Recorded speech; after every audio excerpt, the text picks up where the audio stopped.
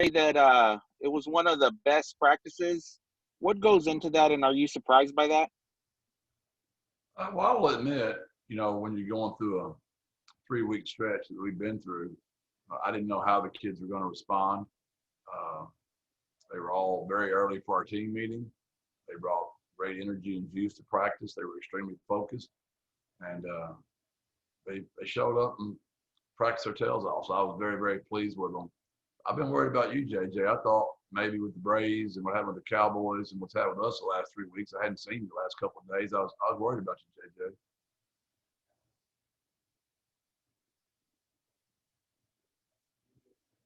I've just been traveling. Sorry about that. I wanted to ask you. We're at the six. We're through 6 games. It's the midway point of the season. How would you assess where your program is overall versus maybe your expectations headed into this season? I'm very pleased. Just with the buy-in, it's hard to change a culture, and that was our biggest objective for this year. That we've been in every single ball game. We've had a lot of unfortunate injuries. And we're proclaiming that it's going to be all good luck from here on out, JJ. No more bad luck. So you probably heard me talk about it. That the seasons are like chapters, in a book. Each game comes its own chapter. And chapter 1 was exciting. And we're in the plot thickening right now in the middle of the book, and the best chapter of the book still coming, JJ. Usually the best chapter is the last chapter. So that's what we're striving for. Okay, Greg. Jeff, you mentioned last week kind of making some alterations to practice to keep the guys fresh. I know they took the pads off Thursday. Is there anything you're going to do this week or have done so far this week to try to reach that same goal? Today we're playing Guess the Recruit, and we put Jalen Haynes up there. He wore big 77 in high school, and that got everybody really going today. I think it got Jalen going. He made a few plays today in practice. He looked young again. I told him I was going to put him back in 77. He looked so good today. Yeah, what have you seen from him as he comes back from injury? I know we got to see him sort of get back on the field for quite a few snaps actually over the week. Yeah, he even played more than we had planned on him playing. He just is a mature kid, veteran. It progresses more and more each day. Legs getting better every day.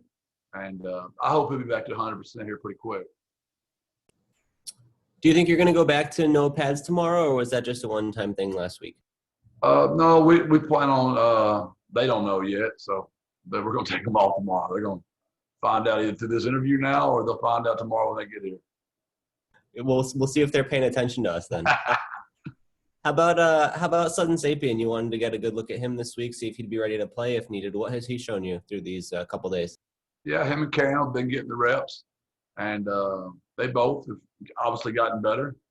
They've got their second day of real good work, and both of them have gotten better. Do you have any lingering questions about Frank Harris's health, or is he basically as good as you think he's going to be? He's looked fantastic running around, throwing the ball, and he promised me he's good to go. So his father and his high school coach have told me he's always said that. So I take that with a grain of salt. But he has looked really good in practice. And then lastly for me, any update to the team status? What's the latest with regards to COVID? I know you had the one positive last week and it led to 8 guys out. Have there been any additional positive tests or anybody else who will be missing? No, we were all good on our tests. We're just waiting for, the protocol for Dan and Nick to follow the Conference USA protocol. When those kids come back, depends on when Dan and Nick tell me they're ready to go. Okay, anything else for Coach? All right, thanks. Thank y'all, man. God bless. Birds up. Thank you, Jeff.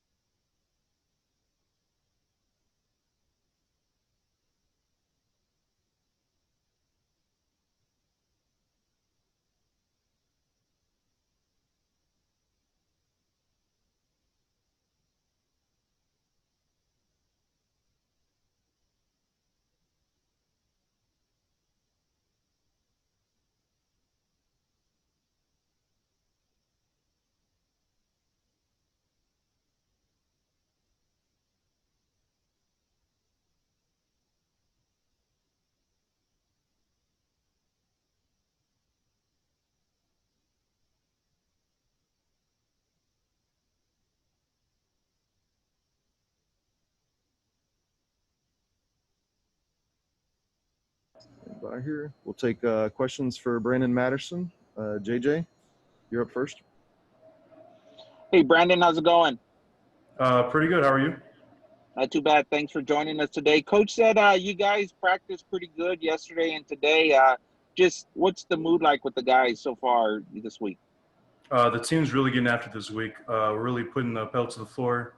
We're trying to really get after La Tech and make them realize that we're a top team in this conference.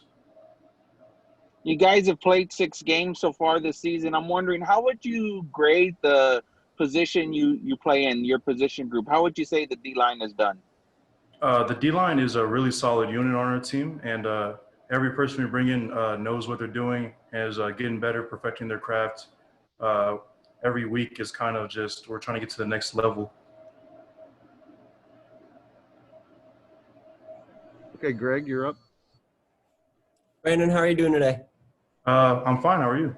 I'm doing well. We were just talking to Coach Jeff Traylor. He was telling us about how the season is like chapters in a book where you went through some excitement at first and now the plot is sort of thickening. What's been his message to you with that? How do you view that that analogy that he's making? I don't really know how to explain that, but I would say that we're really in the middle of the book, and by the ending, we really want to be playing for a conference championship and possibly winning a bowl game. Do you feel that way, like better days are ahead after kind of this rough stretch here with some injuries and a couple of losses? I definitely feel like better things are on the way. Our team is getting better each week, and we're really coming together. When Coach comes up with these little things like the chapters in the book and some of the other sayings and phrases, does that help uplift you guys, or does it make it easier to go forward through the season? It really does. It makes us see things from his perspective, and him being the great coach that he is, it's always good to have to be able to see things his way. It really it allows us to go out there and perform better, and realize that at the end of the day, our destiny is in our hands, and that if we play well, we'll get rewarded for our hard work. Another thing he's really talked about with us is like the season being kind of a grind lately and just the physical toll it's taken on you guys. How have you seen that, especially through the last couple of weeks with some of the tough teams that you've played? It's been a challenge, but our team's ready to accept any challenge that we have. And we're getting guys back every week, and they know what they're doing. So when they come in, it's not really a burden on us. It's just us making our next move towards our end goal. Has it been tough to adjust to some of the injuries that you've had? What kind of impact does that have on the team? Every man that steps up knows what they're doing, so there really hasn't been much of any slowed downness in the field, I guess. Has practice been any different? I know last week on Thursday you guys went without pads, for instance. Have they tried to kind of take some of that burden off of you guys? Yes, they have. Our coaches are really taking care of us out there, and every time that they take the pads off us, it's not a slow down practice. It's more about getting the little things right, like technique and our mentality towards we're going to go into La Tech and we're going to try and beat them. For you guys on the defensive line, what was it like to be without Jalen Haynes for a week or two while he was out injured? How did that impact you all? It was hard missing him, but everyone stepped up, and we all completed our job to the best of our ability, and we plan on getting closer towards perfect every week. He seems like kind of the leader, maybe one of the more vocal guys in that group. Is there anybody who sort of stepped up into that role while he was gone, or how does that work? He kind of stayed in that role while he was there. He was still in our ears every day, telling us to get better. He was teaching some of the younger guys how to be better at what they do and how to practice like a pro, which is towards every snap, every play, you're going 100% all the time. How about for you individually? How have you felt about your play so far this season? I feel like I could do better, but I'm playing much better this season, and I'm just trying to do my best to make my coaches proud. What are some of those differences you see? How are you doing better than last year? It's more of I'm being able to apply the coaching in a much easier way. I feel like adjusting to 4i is really helping me out this year, and now it's all about me getting better at what I do every day. Yeah, can you tell me more about that switch?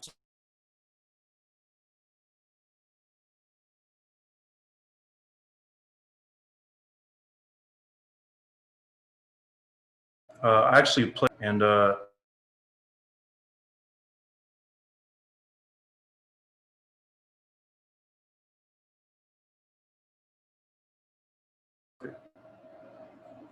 Have you played a few different roles on the line this year, or are you more on the end or more at the nose typically? I'm kind of wherever my coach asks me to be, and I feel like I have a good knowledge of what I'm supposed to be doing at every position, and I try to do my best to give that to some of the younger guys and be able to be better by myself. Is there anything about your like talent or your skills, your at versus a 4-down look? Like what's the demands of each position and how do you fit both? Uh, every position on the D line is physical, and I feel like that's where I have my strengths as being physical at the point of attack. Has it been meaningful to you?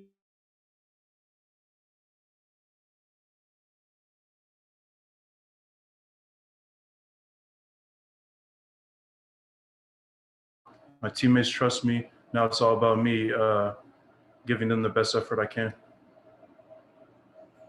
What's if there's anything you can point to, like the biggest adversity or the hardest thing that you've faced to get to this point in your career, whether it's even in football or it could be outside of football, something personally you went through? Don't really have any of those. Okay, that's fine. I was just wondering if there might have been some that stuck in your mind.